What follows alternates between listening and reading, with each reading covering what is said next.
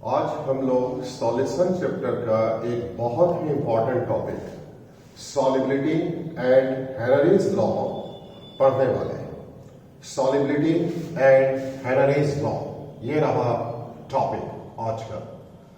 ये board exam में तो पूछा ही जाता है। कॉम्पिटिटिव टेस्ट जैसे जेईई मेंस हो या इवन एडवांस में भी इस टॉपिक से 4 मार्क्स का पूछा जाता है।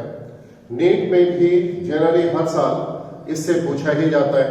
मोस्ट ऑफ द केसेस में हमने देखा है इससे भी क्वेश्चन पूछा जाता है। इसलिए ये topic examination point of view से काफी इंपॉर्टेंट हो जाता है और इसको आज हम लोगों को समझना ही पड़ेगा। तो देखते हैं, हम लोग स्टार्ट करते हैं। जो दिक्कत होगा फिर बताइएगा। तो क्या है सॉल्युबिलिटी, पहले इसके बारे में हम लोग जान लें। सॉल्युबिलिटी क्या होता है, जिसको हिंदी में हम लोग घुलनशीलता कहते हैं।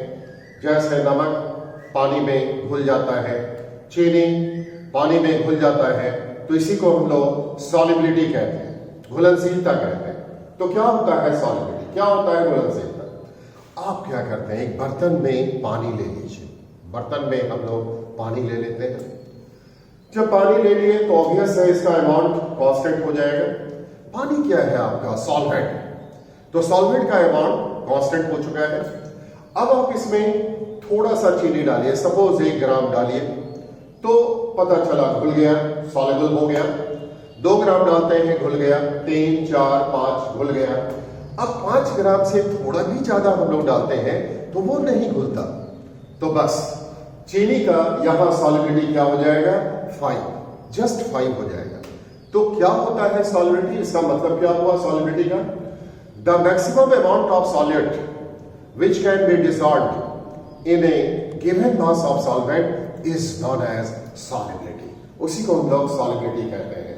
सॉल्यूट का वैसा अधिकतम मात्रा जो given mass of solvent में डिसॉल्व कर जाता है, soluble हो जाता है, बस उसी को solubility कहते हैं। The maximum amount of solute which can be dissolved in a given mass of solvent in a given amount of solvent is known as solubility। उसी को solubility कहते हैं। अब हम लोग जानेंगे कि आखिर किसी सब्सटेंस का solubility किन किन फैक्टर पर डिपेंड करता है। तो यहां पर मुख्य रूप से हम लोग सॉलिड और गैस के solubility के बारे में बात करने वाले हैं। सॉलिड का solubility वाटर में या किसी दूसरे सॉल्वेंट में किन फैक्टर पर डिपेंड करता है, इसके बारे में हम लोग जानेंगे। तो लीजिए, नेक्स्ट टॉपिक है हम लोगों का factors affecting solubility. Factors affecting solubility को प्रभावित करने वाला कौन कौन सा फैक्टर होता है, इसके बारे में अब हम लोग जानेंगे। तो फिर किसके सॉल्युबिलिटी के बारे में आप बात करने वाले हैं? तो लीजिए, पहला नंबर में दिया गया solid in liquid. Solid in liquid, solid का सॉल्युबिलिटी लिक्विड में किस तरह से होगा, कब ज्यादा होगा कब कम होगा, ये अब हम लोग जानना चाहते हैं। तो लीजिए, इसका पहला फैक्टर हम लोग लिखते हैं। सॉलिड यहां क्या है आपका, सॉल्यूट है। लीजिए, यहां सॉल्यूट लिख दिया गया। लिक्विड क्या है आपका, सॉल्वेंट। ये सॉल्वेंट है। तो फिर इसमें लीजिए, पहला फैक्टर है nature of solute. Nature of solute, solute के नेचर पर कैसे सॉल्युबिलिटी डिपेंड करता है, अब इसके बारे में हम लोग जानेंगे। तो इसके लिए एक बहुत ही प्रसिद्ध थ्योरी का उपयोग हम लोग करने वाले हैं और वो थ्योरी है लाइक डिजॉल्व्स लाइक थ्योरी। लीजिए, यहां पर साफ साफ हम लिख देते हैं लाइक डिजॉल्व्स लाइक थ्योरी। इसका मतलब क्या होता है? इसका मतलब है जो जैसा होता है उसी में घुलना मिलना पसंद करता है। जो जैसा होता है उसी में घुलना मिलना पसंद करता है, जिसको इंग्लिश में हम लोग लाइक डिजॉल्व्स लाइक थ्योरी कहने वाले हैं। ये थ्योरी केमिस्ट्री में एप्लीकेबल होता है, फिजिक्स में, ज्योग्राफी में, हिस्ट्री में एंड इवन हम लोगों के व्यवहारिक जिंदगी में भी ये लागू होता है, हम लोगों के प्रैक्टिकल लाइफ में भी ये लागू होता है। आप कहेंगे कैसे? चलिए अभी हम आपको बता दें, हम लोगों के व्यवहारिक जिंदगी में ये कैसे लागू होता है। बताइए, चोर किसके साथ दोस्ती करना चाहेगा? चोर के साथ। दोनों का विचार मेल खाएगा, दोस्ती बरकरार रहेगा। एक स्टूडेंट किसके साथ दोस्ती करना चाहेगा? स्टूडेंट के साथ ही करना चाहेगा। दोनों का विचार मेल खाएगा, दोस्ती बरकरार रहेगा। कल्पना कीजिए आपका दोस्ती किसी चोर के साथ हो जाता है, तो फिर देखते हैं ये दोस्ती कितने दिन तक बरकरार रहता है। जब आप अपने चोर दोस्त से कहेंगे कि आज हमें हेनरीज लॉ पढ़ना है, आज हमें सॉलिबिलिटी के बारे में पढ़ाई करना है, तो उसे कुछ समझ में नहीं आएगा, उसके ऊपर से ही बात पार हो जाएगा, जस्ट ऊपर से बात पार होने वाला है, बात बिल्कुल समझ में नहीं आएगा। आखिर अगर उसे हेनरीज लॉ सॉलिबिलिटी के बारे में पता होता तो बेचारा चोर ही क्यों होता है। अब वो चोर दोस्त आपसे कहेगा कि आज अमुक अमुक सेठ के यहाँ रात में छापामारी करने के लिए जाना है। आपको लगेगा ये सीबीआई ऑफिसर है क्या, रात में जाता है छापामारी करने के लिए? यानी आपको अपने चोर दोस्त का बात समझ में नहीं आएगा, और इस तरह दोनों को एक दूसरे का बात समझ में नहीं आएगा, और इस तरह दोस्ती टूट जाएगा। तो देखा आपने कैसे ये लाइट-डॉट्स लाइट थ्योरी हम लोगों के प्रैक्टिकल लाइफ में भी एप्लीकेबल होता है। तो फिर केमिस्ट्री में कैसे एप्लीकेबल होगा, आइए सीखते हैं। देखिए, ये रहा आपका NaCl। इसके ऊपर प्लस चार्ज होता है, इसके ऊपर माइनस चार्ज होता है, इसीलिए इसको हम लोग पोलर कहने वाले हैं। पोलर, ये पोलर हो जाएगा आपका। और वाटर जो है वो भी पोलर सॉल्वेंट होता है। लीजिए, ऑक्सीजन के ऊपर माइनस डेल्टा और H के ऊपर प्लस डेल्टा। यहां देखिए, माइनस डेल्टा प्लस डेल्टा। अगर मॉलिक्यूल के किसी पार्ट पर पॉजिटिव चार्ज, नेगेटिव चार्ज हो, चाहे वो पार्शियल पॉजिटिव चार्ज हो या कंप्लीट पॉजिटिव चार्ज हो, ऐसे हालत में मॉलिक्यूल को, कंपाउंड को पोलर कहा जाता है। तो देखिए, आपका सॉलिड पोलर है और वाटर भी पोलर है, इसीलिए ये सॉलिड इस सॉल्वेंट में सॉल्युबल हो जाएगा according to light dots light theory. तो फाइनली आपने सीखा, अगर आपका सॉलिड पोलर होता है और सॉल्वेंट भी पोलर होता है, तो आपका सॉलिड उस सॉल्वेंट में सॉल्युबल हो जाता है। जैसे NaCl, जिसे आप नमक भी कहते हैं, ये नमक NaCl पोलर है और वाटर भी पोलर सॉल्वेंट, इसीलिए ये नमक वाटर जैसे सॉल्वेंट में सॉल्युबल हो जाता है। हाँ, बेंजीन सॉल्वेंट है जो नॉन पोलर होता है, उसमें ये सॉल्युबल नहीं होता। सेकेंड नंबर पॉइंट अब हम लोग जानेंगे। ये तो था nature of solid. B number में लीजिए, बी नंबर में दिया गया टेम्परेचर। बी नंबर में टेम्परेचर दिया गया। सॉलिड का सॉलिबिलिटी टेम्परेचर पर कैसे डिपेंड करता है, अब इसके बारे में आप जानें। देखिए, जब आप किसी सॉलिड को पानी में डिसॉल्व करते हैं, किसी सॉल्वेंट में डालते हैं, तो वो एक्सोथर्मिक होता है या एंडोथर्मिक। एक्सोथर्मिक का मतलब क्या होगा? डिसॉल्व होने के बाद हीट रिलीज करता है, एनर्जी रिलीज करता है, या डिसॉल्व करने के बाद वो हीट को एब्सॉर्ब करेगा, एनर्जी को एब्सॉर्ब करेगा। ऐसे हालत में उसको एंडोथर्मिक कहेंगे। तो चलिए पहले हम लोग ये देखते हैं कि जब किसी सॉलिड को आप सॉल्वेंट में डिसॉल्व करते हैं, पानी में डाल देते हैं, तो उस समय उसका सॉलिबिलिटी टेम्परेचर को बढ़ाने पर क्या होगा, ये हम लोग जानना चाहते हैं। तो लीजिए, ये रहा आपका सॉलिड है, इसे हम लोग लिक्विड में डाल चुके हैं। तो फिर लीजिए, यहां पर सॉल्यूशन बन चुका है। ऊपर में लिखा गया डिसोल्यूशन। लीजिए, डिसोल्यूशन दिया गया, और यहां पर लीजिए क्रिस्टलाइजेशन दिया गया। क्रिस्टलाइजेशन, डिसोल्यूशन और नीचे क्रिस्टलाइजेशन। लीजिए, यहां पर del H equal to positive दिया गया। इसका मतलब क्या हुआ? जब आप सॉलिड को लिक्विड में डालते हैं तो सॉल्यूशन तो बनता है, लेकिन हीट जो है वो रिलीज करता है, हीट रिलीज करता है। तो चलिए अब यहां पर टेम्परेचर को हम लोग इंक्रीज करते हैं। देखिए टेम्परेचर को जब इंक्रीज करेंगे तो इसका इक्विलिब्रियम स्टेट डिस्टर्ब हो जाएगा, ये टेम्परेचर को डिक्रीज करना चाहेगा, और टेम्परेचर तभी डिक्रीज करेगा जब हीट का एब्जॉर्प्शन होगा। सोचिए सॉलिड लिक्विड में घुलता है, डिसॉल्व करता है, तो फिर हीट रिलीज करता है, लेकिन यहां तो टेम्परेचर को बढ़ाने के बाद ये सिस्टम हीट को एब्जॉर्ब करना चाहेगा, और ये तभी संभव है जब आपका प्रोसेस बैकवर्ड डायरेक्शन में जाएगा। टेम्परेचर को बढ़ाने पर प्रोसेस आपका बैकवर्ड डायरेक्शन में जाएगा, यानी सॉलिबिलिटी डिक्रीज कर जाएगा, सॉलिबिलिटी डिक्रीज कर जाएगा। इसी तरह अगर हम लोग यहां पर टेम्परेचर को डिक्रीज कर दें, लीजिए टेम्परेचर को डिक्रीज कर दिया गया, तो फिर क्या होगा, ये प्रोसेस टेम्परेचर को बढ़ाना चाहेगा, और टेम्परेचर तभी बढ़ेगा जब हीट रिलीज करेगा, यानी ये तेजी से इसमें घुलने लगेगा, सॉल्युबल होने लगेगा, यानी प्रोसेस कौन डायरेक्शन में जाएगा, फॉरवर्ड डायरेक्शन में जाएगा। तो सुना आपने, अगर सॉलिड को लिक्विड में हम लोग डालते हैं और फिर सॉल्यूशन बनता है, और इसके परिणाम स्वरूप अगर हीट रिलीज करता है, हीट रिलीज करेगा, एक्सोथर्मिक प्रोसेस होगा, तो टेम्परेचर को बढ़ाने पर यहां सॉलिबिलिटी डिक्रीज करेगा, और टेम्परेचर को घटाने पर सॉलिबिलिटी इंक्रीज करेगा। जब प्रोसेस इस डायरेक्शन में जाएगा तो फिर वो सॉलिबिलिटी इंक्रीज करेगा। तो ये था एक्सोथर्मिक के लिए। इंडोथर्मिक में जस्ट अपोजिट कर देना है। इंडोथर्मिक में ज्यादा दिमाग लगाने का तो जगह है नहीं। जब हीट का एब्जॉर्प्शन होगा तो बात उल्टा हो जाएगा।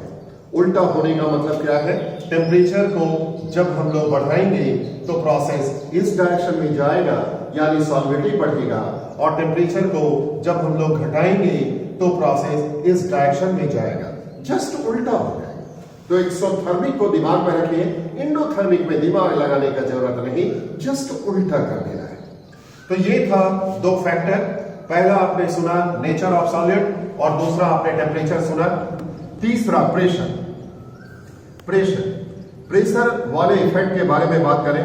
याद रहे सॉलिड के सॉलिबिलिटी पर प्रेशर का कोई प्रभाव नहीं पड़ता है। प्रेशर को आप बढ़ा दें या घटा दें, कोई इफेक्ट नहीं पड़ने वाला है सॉलिड के सॉलिबिलिटी पर। तो इसमें तो कुछ बात करने लायक है ही नहीं। जब प्रेशर का प्रभाव पड़ता ही नहीं तो फिर बात ही करना बना है। अब हम लोग गैस के बारे में बात करेंगे। गैस का सॉलिबिलिटी कैसे लिक्विड में डिपेंड करेगा, अब इसके बारे में हम लोग जान लें। तो लीजिए यहां पर हम लोग लिखने वाले हैं पॉइंट गैस। लीजिए इसमें दिया गया gas in liquid. Gas in liquid. Gas and liquid के बारे में अब हम लोग बात करेंगे। गैस का लिक्विड में सॉलिबिलिटी का क्या प्रभाव पड़ेगा, अब इसके बारे में हम लोग बात करने वाले हैं।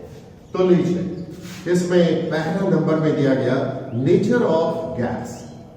नेचर ऑफ गैस, भाई यहां पर सॉल्यूट आपका क्या है, वो है गैस। गैस है आपका सॉल्यूट। तो nature of gas, nature of solid में फिर वही बात करेंगे। अगर आपका गैस पोलर है तो आपको मालूम वाटर जो है वो पोलर सॉल्वेंट होता है, और जब गैस आपका पोलर और वाटर भी पोलर सॉल्वेंट, तो गैस क्या होगा, वाटर में सॉल्युबल हो जाएगा। जैसे लीजिए अभी एग्जांपल हम आपको देते हैं।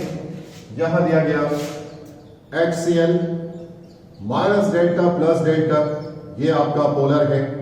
NH3 यहां देते हैं माइनस डेल्टा प्लस डेल्टा, देखिए ये पोलर है।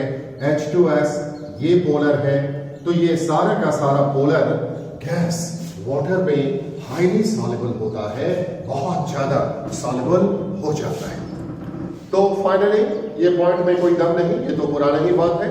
अगर गैस पोलर होता है, वाटर सॉल्वेंट भी पोलर है, तो गैस वाटर में हाईली सॉल्युबल होगा, बहुत ज्यादा सॉल्युबल हो जाएगा। अब हम लोग इफेक्ट ऑफ प्रेशर के बारे में बात करें। लीजिए, दूसरा फैक्टर है pressure. Effect of pressure, pressure के बारे में अब हम लोग बात करेंगे। गैस का सॉलिबिलिटी, गैस का सॉलिबिलिटी जो है किसी लिक्विड में, वाटर में प्रेशर से कैसे प्रभावित होता है, अब इसके बारे में हम लोगों को जानना है। तो इसके लिए एक छोटा सा एक्सपेरिमेंट हम लोग करने वाले हैं। इसी बोर्ड पर आपको वो एक्सपेरिमेंटल फैक्ट हम सुनाने वाले हैं, उसको ध्यान से सुनिए और उसके बाद फिर आप जवाब देने वाले हैं। लीजिए, वो छोटा सा एक्सपेरिमेंटल फैक्ट अब हम आपको सुनाने वाले हैं और उसके बाद फिर आप जवाब देंगे। लीजिए, ये है गैस सिलेंडर।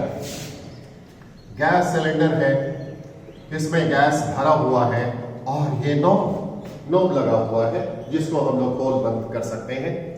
और ये पानी है, पानी है, पानी है। कोई दूसरा लिक्विड भी आप ले सकते हैं, जरूरी नहीं कि केवल पानी ही लें, कोई दूसरा लिक्विड के लिए भी इक्वली करेक्ट होने वाला है।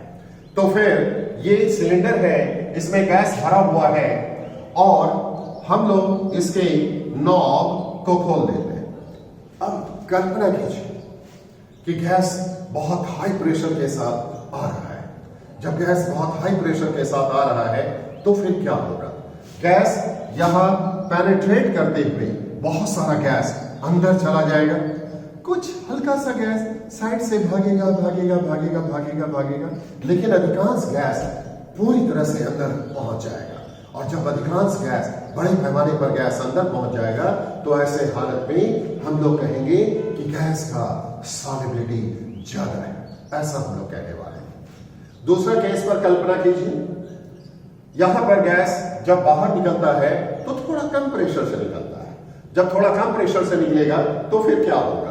बहुत सारा गैस साइड से भाग जाएगा, कुछ गैस पेनिट्रेट करते हुए अंदर आएगा और वो सॉल्युबल हो जाएगा, कुछ गैस अंदर आएगा।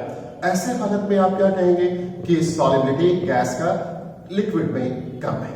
उसके बाद इस बार तीसरा केस पर गौर कीजिए। इस बार गैस बहुत बहुत बहुत कम प्रेशर के साथ बाहर निकलता है, तो क्या होगा?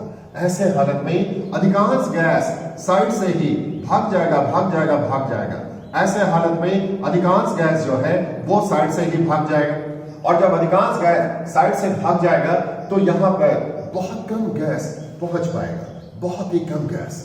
और जब बहुत कम गैस पहुंच पाएगा तो आप कहेंगे सॉलिबिलिटी मिनिमम है, नेग्लिजिबल है। फोर्थ केस पर कल्पना कीजिए, इस बार तो कोई प्रेशर ही नहीं है, इतना कम प्रेशर है कि कोई गैस यहां पेनिट्रेट करना तो दूर, छेद करना तो दूर, पहुंचता भी नहीं है। तो ऐसे हालत में आप क्या कहेंगे? गैस का सॉलिबिलिटी जीरो है, गैस का सॉलिबिलिटी जीरो है, ऐसा आप कहने वाले। तो फाइनली अब हम आपसे एक लाइन पूछने वाले हैं, बताइए अगर गैस का प्रेशर ज्यादा होगा तो गैस का लिक्विड में सॉलिबिलिटी ज्यादा होगा, अगर गैस का प्रेशर कम होगा तो गैस का सॉलिबिलिटी लिक्विड में कम होगा, और अगर गैस का प्रेशर नहीं होगा तो गैस का लिक्विड में सॉलिबिलिटी भी नहीं होगा। बोलिए, ये सही है ऐसा कहना या गलत होगा? तो यस, ये सही है। तो आपने अपने अनुभव के आधार पर कहा कि pressure of gas is directly proportional to its solubility. Gas का जो प्रेशर है उसके खुद के सॉलिबिलिटी के डायरेक्टली प्रोपोर्शनल होता है। यानी गैस का प्रेशर अगर ज्यादा होगा तो उसका गिवन मास ऑफ लिक्विड में सॉलिबिलिटी भी ज्यादा होगा। तो बस यही था इफेक्ट ऑफ प्रेशर। तो फाइनली आपने क्या सीखा? If pressure of gas is increase then solubility of gas in liquid in solvent increases. Finish. ये था all about effect of pressure. Next point अब हम लोग जाने, यहां पर एक छोटा सा बात हम आपको बता दें। O2 नॉन पोलर होता है, H2 नॉन पोलर होता है, N2 नॉन पोलर होता है। देखिए, O2 आपका नॉन पोलर है, H2 आपका नॉन पोलर है, N2 भी आपका नॉन पोलर है, इस पर कोई चार्ज नहीं होता। अब आप बताइए ये पानी में सॉल्युबल होगा कि नहीं होगा? अब आप कहेंगे कि अकॉर्डिंग टू लाइट थ्योरी तो इसे सॉल्युबल नहीं होना चाहिए। हाँ, वो फैक्टर तो कहता है कि इसको नहीं घुलना चाहिए, लेकिन याद रहे एटमॉस्फेरिक प्रेशर भी तो है, यानी प्रेशर वाला फैक्टर तो कहता है कि अगर आप ऐसे गैस का प्रेशर लगाएंगे, प्रेशर बढ़ाएंगे तो ये सॉल्युबल हो जाएगा। तो यस, एटमॉस्फेरिक प्रेशर के कारण जिसका मान बहुत कम होता है, इसके कारण ये गैस वाटर में बहुत कम सॉल्युबल हो जाता है। तो O2, H2, N2 क्या वाटर में सॉल्युबल होता है? हाँ होता है, बहुत कम होता है एटमॉस्फेरिक प्रेशर के कारण। क्योंकि एटमॉस्फेरिक प्रेशर ऐसे गैस के ऊपर काम करता है, इसीलिए ये गैस बहुत बहुत कम मात्रा में वाटर में सॉल्युबल जरूर हो जाता है। तो ये था ऑल अबाउट सॉल्युबिलिटी। सॉल्युबिलिटी के बारे में आपको जानकारी दिया गया। वैसे एक फैक्टर और है गैस के लिए, वो हम बता दें। अगर गैस का टेम्परेचर को हम लोग इंक्रीज करते हैं तो उसका सॉल्युबिलिटी डिक्रीज करेगा। क्यों करेगा? सीधा सा बात है, काइनेटिक एनर्जी इक्वल टू होता है 3/2 kT। तो जब आप टेम्परेचर बढ़ाएंगे तो गैसियस मॉलिक्यूल का काइनेटिक एनर्जी इंक्रीज करेगा, और जब गैसियस मॉलिक्यूल का काइनेटिक एनर्जी इंक्रीज करेगा तो उसका वेलोसिटी इंक्रीज करेगा, और उसके बाद गैसियस मॉलिक्यूल निकल कर भागेगा भागेगा भागेगा भागेगा।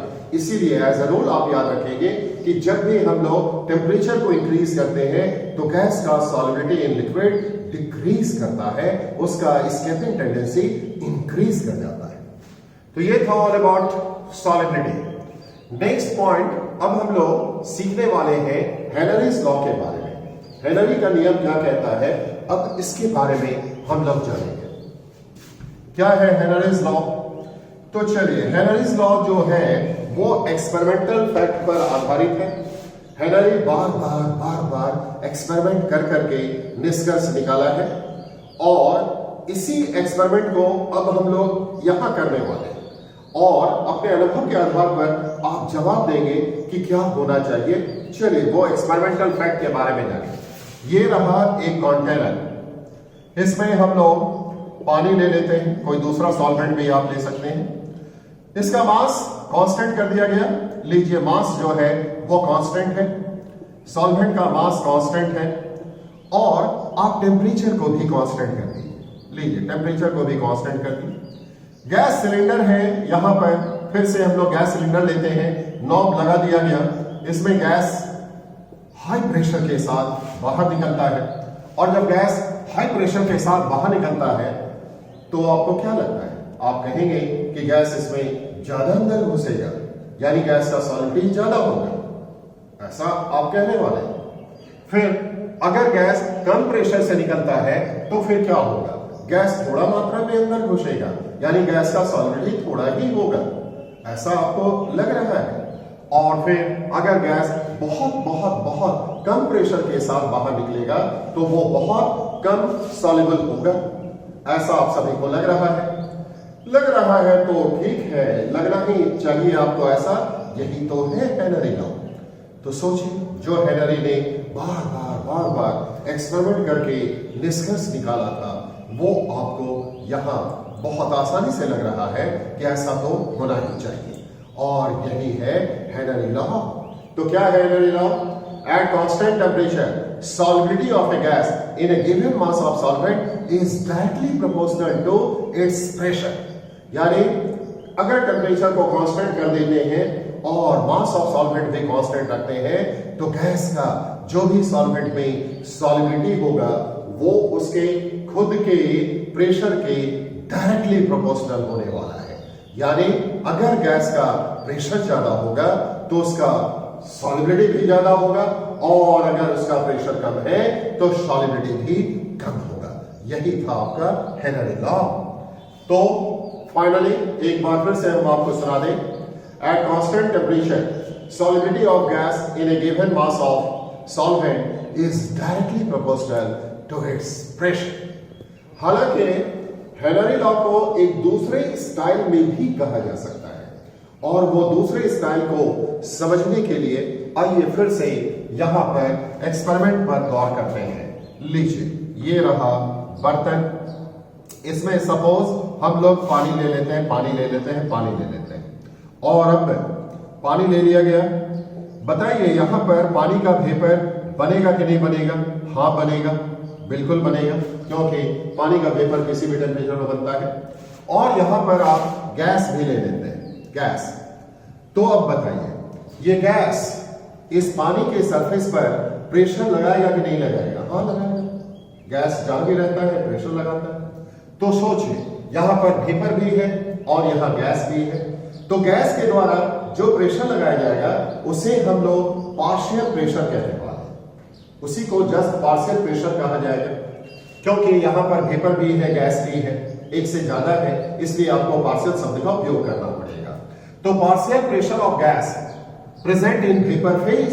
देखिए वेपर फेज में जो गैस मौजूद है उसका जो भी पार्शियल प्रेशर होगा वो इसके मोल फ्रैक्शन के डायरेक्टली प्रोपोर्शनल होगा। मोल फ्रैक्शन का मतलब आप अमाउंट कह सकते हैं, हालांकि अमाउंट और मोल फ्रैक्शन अलग अलग चीज होता है, लेकिन अमाउंट ज्यादा होगा तो मोल फ्रैक्शन ज्यादा होगा। वाइस वर्सा आप कह सकते हैं, अगर मोल फ्रैक्शन ज्यादा होगा तो अमाउंट भी ज्यादा होगा। तो यहां पर आप अमाउंट कहिए या मोल फ्रैक्शन, वैसे मोल फ्रैक्शन ही हम लोग यूज करने वाले हैं। तो लीजिए partial pressure of gas present in vapor phase is directly proportional to the mole fraction of gas present in the solution। मतलब क्या हुआ? गैस का पार्शियल प्रेशर अगर ज्यादा होगा तो उसका अमाउंट यानी मोल फ्रैक्शन यहां गिवन मास ऑफ सॉल्वेंट में ज्यादा होने वाला है। और इस तरह हम लोग लिख सकते हैं partial pressure is directly proportional to mole fraction of gas. लीजिए एक्स गैस दिया गया और यहां पर भी गैस दिया गया। Partial pressure of gas is directly proportional to mole fraction of gas, ऐसा हो चुका। और अब लीजिए प्रोपोर्शनल का साइन हटाते हैं तो मालूम आपको एक कांस्टेंट भी हम लोग लगाते हैं, तो यहां एक कांस्टेंट हम लोग देंगे। लीजिए दिया गया KH इंटू एक्स गैस, ऐसा दे दिया गया। P equal to KH into x gas, जहां KH को हेनरीज लॉ कांस्टेंट कहा जाता है। हेनरीज लॉ कांस्टेंट, इस KH को हम लोग हेनरीज लॉ कांस्टेंट कहेंगे। X क्या है? Mole fraction of gas present in solution, present in given liquid. P क्या है? Partial pressure of gas. तो फाइनली हम लोग क्या कह सकते हैं? हेनरी लॉ का दूसरा स्टेटमेंट क्या होगा?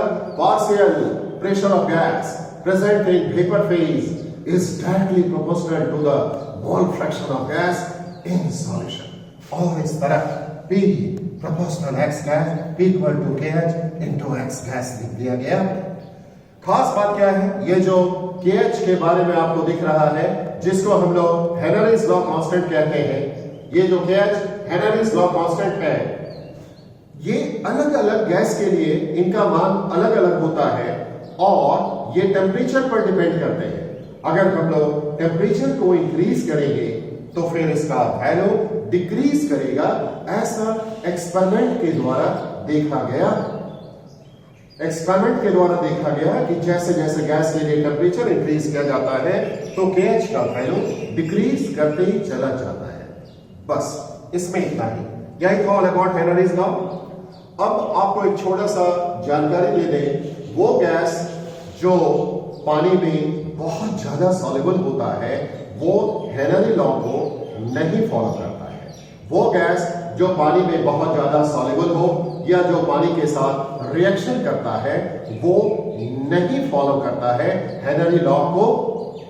जैसे आप जानते हैं NH3 HCl, NH3 है, HCl है, H2S है, ये सब क्या है आपका? ये सब आपका पोलर है, पोलर, और ये पानी में हाईली सॉल्युबल होता है, इसीलिए इसके लिए हेनरी लॉ एप्लीकेबल नहीं होता। हेनरी लॉ इसके लिए लागू नहीं होगा। O2 लीजिए, CO2 जो नॉन पोलर है, H2 जो नॉन पोलर है, N2 नॉन पोलर है, इनके लिए हेनरी लॉ एप्लीकेबल होता है। इन सारे गैस के लिए हेनरी लॉ लागू होगा, जबकि इनके लिए लागू नहीं होने वाला है।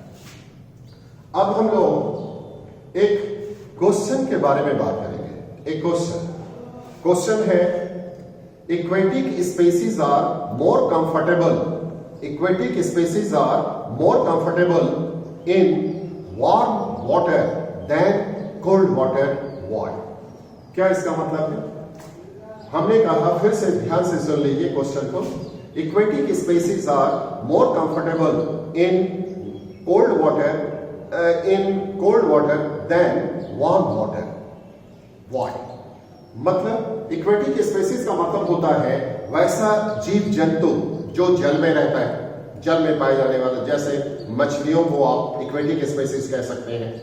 ये जो एक्वेटिक स्पेसीज है ठंडा पानी में ज्यादा कंफर्टेबल महसूस करता है, जबकि वार्म वाटर में अनइजीनेस फील करता है, वो लेस कंफर्टेबल फील करता है।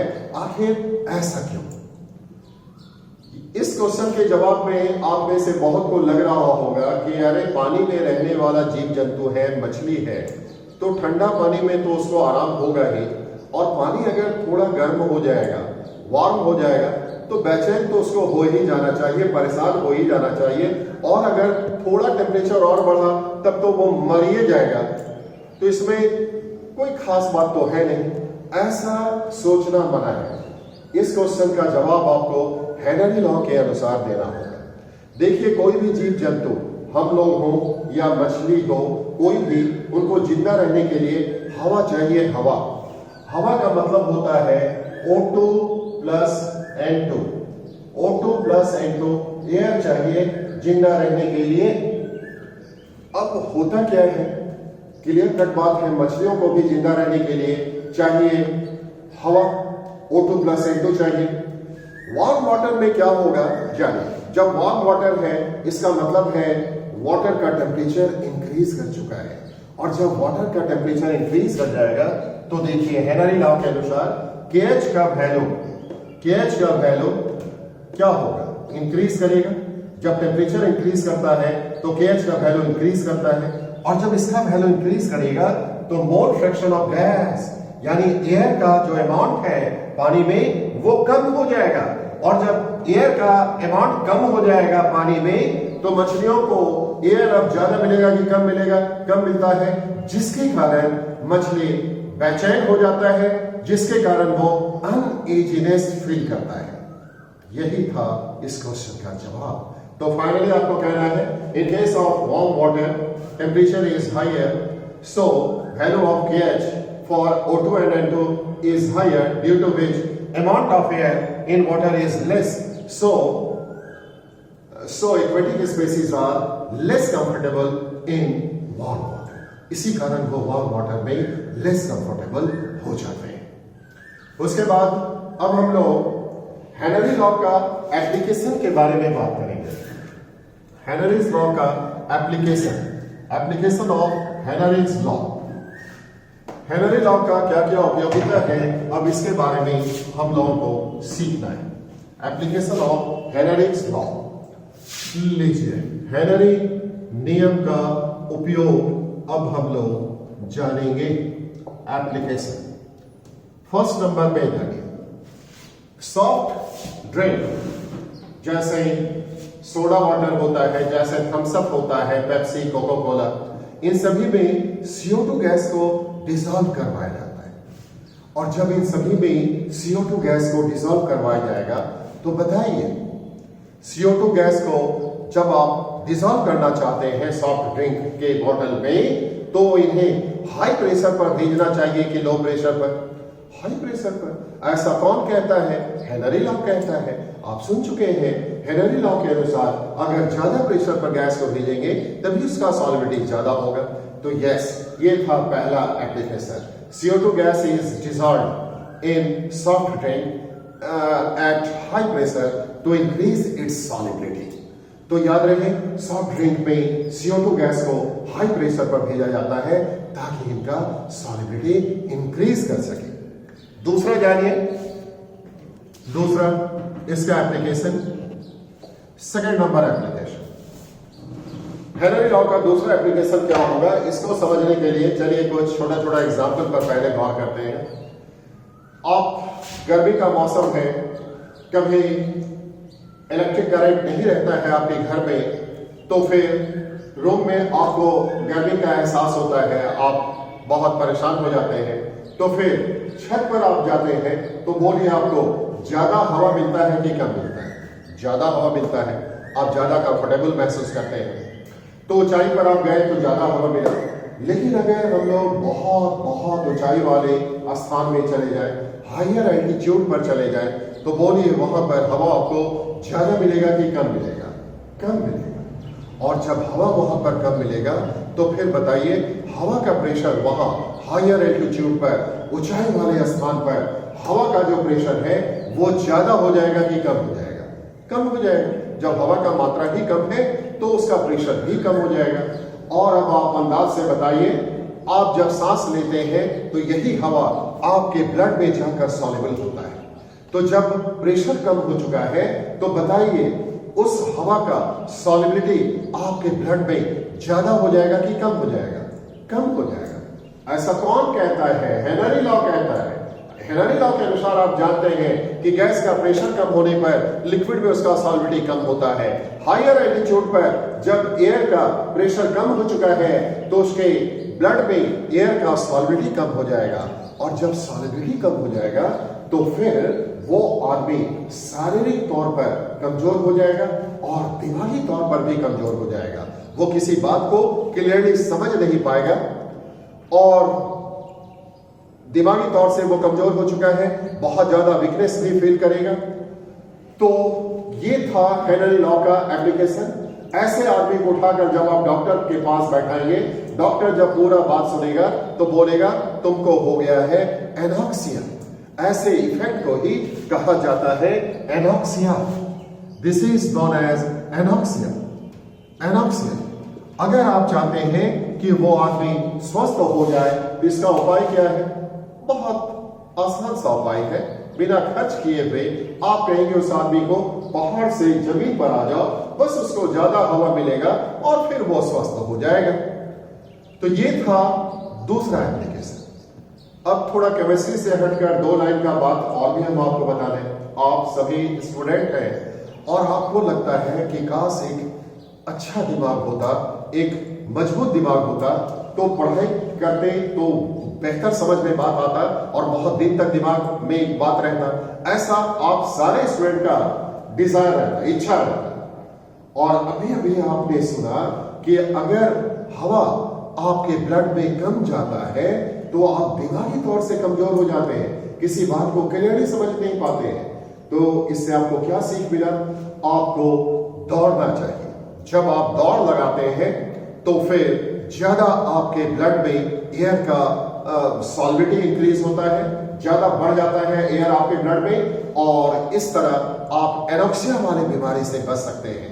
तो ऐसा तो सबको ही हम लोग जानते भी हैं कि दौड़ लगाने से दिमाग बहुत तेज होता है और इसके पीछे कारण क्या है? तो एयर का सॉल्युबिलिटी इंक्रीज करना, जिसके कारण आप दिमागी तौर से काफी इंटेलिजेंट हो जाते हैं। तो भाई ये दूसरा एप्लीकेशन पढ़ने से हम लोग को सीख ये मिला कि हम लोग को बाहर में कम से कम 1 घंटा दौड़ जरूर लगाना चाहिए। इससे ज्यादा मात्रा में आपको ऑक्सीजन मिलता है और आप दिमागी तौर पर बहुत ही अच्छे कंडीशन में आते हैं। तो एज ए स्टूडेंट आपको ऐसा करना ही चाहिए। आइए अब तीसरा एग्जाम्पल हम लोग देखते हैं। Scuba diving. स्क्यूबा डाइविंग क्या होता है इसके बारे में जानिए। सी डाइवर, स्क्यूबा डाइविंग यानी सी डाइविंग। सी डाइवर समुद्री गोताखोर, वो आदमी जो समुद्र के तल तक पहुंचता है, बॉटम तक पहुंचता है, उसी को स्क्यूबा डाइवर कहा जाता है, उसी को सी डाइवर कहा जाता है। तो स्क्यूबा डाइविंग, सी डाइवर में कैसे हेनरी लॉ का उपयोग होता है, चलिए वो अब हम आपको बताते हैं। वो आदमी जो समुद्र तल पर पहुंचता है, जिसको आप सी डाइवर कहते हैं, उसके पीछे कंधा में एक सिलेंडर टंगा हुआ रहता है और एक पाइप निकलकर उसके नाक में घुसा हुआ रहता है, जिससे वो हवा टानते रहता है। अब सोचिए वो आदमी जिंदा रहने के लिए हवा चाहिए, वो हवा टान रहा है, सिलेंडर में हवा भरा हुआ है। अब देखिए क्या होगा। जब वो आदमी समुद्र के तल में पहुंचता है, एकदम यहां बॉटम में पहुंचता है, बॉटम में, तो फिर क्या होगा? प्रेशर इंक्रीज कर जाएगा, प्रेशर ज्यादा हो जाएगा, और जब प्रेशर ज्यादा हो जाएगा तो फिर एयर का सॉल्विटी उसके ब्लड में ज्यादा हो जाएगा। आप बोलेंगे हो जाने दीजिए, इसमें बुराई क्या है? हाँ, अभी तक तो कोई बुराई नहीं है। उसके ब्लड में एयर का सॉल्विटी ज्यादा हो जाएगा। याद रहे, ब्लड हम लोगों के वेन में, नस में, नली में दौड़ते रहता है। हम लोगों के शरीर में लाखों लाख वेन्स हैं, नस है, नली है, जिसमें ब्लड फ्लो करता है, ब्लड फ्लो करता है। और जब एयर का सॉल्विटी बॉटम में इंक्रीज कर जाएगा उसके ब्लड में, तो अब क्या होगा? वो आदमी जब बाहर आने लगेगा तो फिर प्रेशर कम होने लगेगा। जब वो आदमी समुद्र के सतह पर आने लगेगा तो प्रेशर कम होने लगेगा, और जब प्रेशर कम होने लगेगा तो एयर का सॉल्विटी इसके ब्लड में कम होने लगेगा, और उसके बाद एयर में मौजूद नाइट्रोजन स्केप करने लगेगा, भागने लगेगा in the form of bubble, bubble के रूप में इस तरह का बुलबुला बनने लगेगा। जब नाइट्रोजन का सॉल्विटी डिक्रीज करेगा तो इस तरह का बुलबुला बनने लगेगा, बबल्स बनने लगेगा, और ब्लॉकेज ऑफ कैपिलरी होगा, यानी ये कैपिलरी वेन, नस, नली का ब्लॉकेज होने लगेगा। और जब ब्लॉकेज होने लगेगा तो ब्लड का फ्लो मुश्किल से होगा, बहुत मुश्किल से इसका फ्लो होगा। उसके बाद भयंकर दर्द उत्पन्न होगा, और इस भयंकर दर्द के कारण वो आदमी सतह तक आते आते मर जाएगा। इतना भयानक दर्द उत्पन्न होगा कि सतह तक पहुंचते पहुंचते वो आदमी मर जाएगा। जब आप डॉक्टर के पास ले जाएंगे, डॉक्टर जब उसका पोस्टमार्टम करेगा तो बोलेगा इसको बैंड्स हो गया, बैंड्स। इसी प्रभाव को बैंड्स कहा जाता है, इसी इफेक्ट को बैंड्स कहा जाता है, यही कहलाता है बैंड्स, इसी को तो बैंड्स कहते हैं। तो फिर मौत का कारण क्या बना? Nitrogen gas. अगर आप चाहते हैं कि वो सी डाइवर समुद्र के बाहर सही सलामत आ जाए तो आपको क्या करना चाहिए? नाइट्रोजन के परसेंटेज को कम करना चाहिए। मौत का कारण तो यही बना है। तो यस, सी डाइवर के सिलेंडर में नाइट्रोजन बहुत कम कर दिया जाता है। लीजिए, नाइट्रोजन कर दिया गया 56.2%, ऑक्सीजन की मात्रा को थोड़ा बढ़ा दिया जाता है, O2 कर दिया जाता है 32.1%, और इसमें हीलियम गैस को भी मिला दिया जाता है 11.7%। इस तरह का जब कंपोजिशन उसके सिलेंडर में रहेगा तो वो आदमी को बैंड्स नहीं होगा और सही सलामत वो ऊपर आ पाएगा। तो अब तक आपको समझ में आ गया होगा, जो सी डाइवर होते हैं, जो समुद्र के तल तक पहुंचते हैं, उनके सिलेंडर में केवल हवा नहीं रहता बल्कि इस कंपोजिशन वाला गैस पाया जाता है। तो ये था 3 एप्लीकेशन। अब हम लोग हेनरी लॉ पर आधारित एक प्रॉब्लम सॉल्व करने वाले हैं। हेनरी लॉ पर आधारित जस्ट एक प्रॉब्लम हम लोग सॉल्व करेंगे। क्या है वो प्रॉब्लम, समझिए। नाइट्रोजन, चलिए न्यूमेरिकल आप ध्यान से सुन लें, हो सके तो इसको लिख लीजिए। If nitrogen gas is passed through 1 liter water at a pressure of 0.76 bar, then calculate number of millimoles of nitrogen in water if KH value for nitrogen is 76 kilobar। क्या है क्वेश्चन, फिर से एक बार सुन लीजिए। नाइट्रोजन गैस जिसका pressure, partial pressure है 0.76 बार, इसे 1 litre पानी में पास किया जाता है। तो फिर इस पानी में क्या होगा, number of millimoles of nitrogen, ये आपको बताना है। यानी नाइट्रोजन गैस कितना घुला, उसका नंबर ऑफ मिलीमोल्स आपको मालूम करना होगा। जबकि नाइट्रोजन के लिए KH का मान 76 बार दिया गया। तो आइए देखते हैं कैसे बनता है ये problem. Partial pressure for nitrogen आपको दिया गया। लीजिए क्वेश्चन नंबर 1 का जवाब। पार्शियल प्रेशर ऑफ नाइट्रोजन आपको दिया गया 0.676 बार। ऐसा दिया गया। वॉल्यूम ऑफ वाटर, लीजिए volume of water equal to दिया गया 1 litre. Volume of water 1 litre दिया गया। साथ ही साथ नाइट्रोजन के लिए KH का वैल्यू आपको दिया गया। KH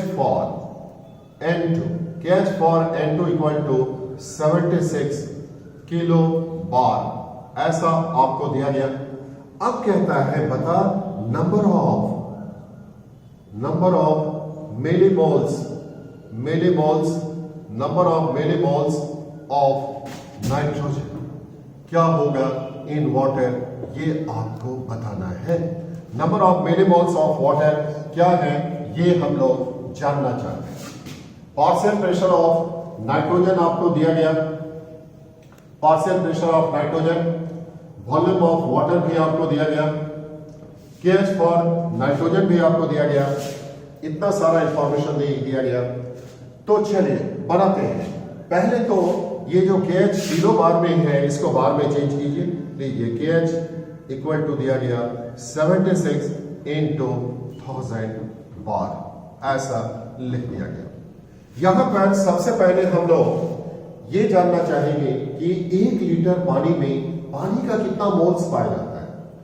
1 लीटर पानी में पानी का कितना मोल्स होगा ये हम लोग जानना चाहेंगे। तो लीजिए लिखते हैं volume of water equal to दिया गया 1 लीटर, जिसको हम लोग 1000 ml कह सकते हैं। फिर लीजिए density of water equal to हो जाएगा 1 ग्राम पर ml। 1 ग्राम पर ml हो चुका, इसलिए मास ऑफ वाटर, लीजिए mass of water equal to हो जाएगा वॉल्यूम इनटू डेंसिटी। तो अब देंगे 1000 ml इंटू 1 ग्राम पर ml, ml कट गया, इक्वल टू 1000 ग्राम आ चुका। लीजिए 1 लीटर पानी का मतलब 1000 ग्राम पानी हो जाएगा। अब लिखते हैं number of moles of water. Number of moles के लिए फार्मूला क्या होता है? Weight by molecular weight. लीजिए दिया गया वेट बाय मॉलिक्यूलर वेट दे दिया गया। अब बोलिए पानी का वेट कितना है? 1000 ग्राम। मॉलिक्यूलर वेट कितना है? 18 इक्वल टू आ गया 55.5। लीजिए number of moles of water 55.5 मिल चुका है। ये है number of moles of water. अब आपसे कहा गया है कि जब नाइट्रोजन इतने प्रेशर पर इस पानी में भेजा जा रहा है, तो कितना मोल नाइट्रोजन का घुलेगा इस पानी में, कितना मोल नाइट्रोजन का सॉल्युबल होगा इस पानी में, ये अब आपको बताना है। तो चलिए बताते हैं, देखिए कैसे बनता है। इसके लिए पहले तो आपको निकालना होगा मोल फ्रैक्शन ऑफ नाइट्रोजन। लीजिए अकॉर्डिंग टू हेनरीज लॉ हम लोग लिखते हैं P equal to KH into X, ऐसे दिया गया। ये नंबर ऑफ मोल्स ऑफ, ये मोल फ्रैक्शन ऑफ नाइट्रोजन हो चुका। लीजिए दिया गया 0.76 इक्वल टू KH का वैल्यू 76 इंटू 1000 देंगे into mole fraction of nitrogen. Therefore लीजिए अब क्या होगा? Mole fraction of nitrogen equal to 0.76 by 76 into 1000। ये डेसिमल हट चुका, यहां पर 100 हो जाएगा, कट गया आ गया 10 टू द पावर -5। ऐसे मोल फ्रैक्शन ऑफ नाइट्रोजन देखिए 10 टू द पावर -5 है। इसका मतलब क्या होगा? इसका मतलब होगा कि number of moles of nitrogen जो है वो बहुत बहुत बहुत कम होने वाला है। इसी को देखकर हम लोग कहेंगे number of moles of nitrogen will be very less, ऐसा आप कहने वाले हैं। तो लीजिए लिखते हैं mole fraction of nitrogen equal to number of moles of nitrogen by number of moles of nitrogen plus number of moles of water, ऐसा लिख दिया गया। जैसा कि आपको मालूम ये वेरी स्मॉल है, इसके कंपैरिजन में number of moles of nitrogen बहुत बहुत छोटा है इसके कंपैरिजन में, इसलिए नीचे से इसको छोड़ दिया गया। हो जाएगा xN2 equal to number of moles of nitrogen by number of moles of water, ऐसा लिख दिया गया। तो फिर अब आगे का काम करें। लीजिए अब लिखा गया therefore number of moles of nitrogen, लीजिए लिखते हैं therefore, ये बात यहां पर लिखा जा रहा है number of moles of nitrogen equal to mole fraction of nitrogen into number of moles of water equal to 10 to the power -5 into 55.5। लीजिए नंबर ऑफ मोल्स हो गया। अब मिलीमोल्स निकालना है, therefore number of millimoles of nitrogen, millimoles of nitrogen. भाई मोल को millimole में change करना है तो 1000 से मल्टीप्लाई करना होगा। तो लीजिए हो गया 55.5 into 10 to the power -5 into 1000, ऐसा दिया गया इक्वल टू आ चुका 55.5 into 10 to the power -2। Friends ये था number of millimoles of nitrogen, answer हो चुका। अब इसी को रिवाइज कीजिएगा और अगले क्लास में आपको बहुत सारा क्वेश्चन देने वाले हैं, उसको फिर तैयार कीजिएगा। बस आज इतना।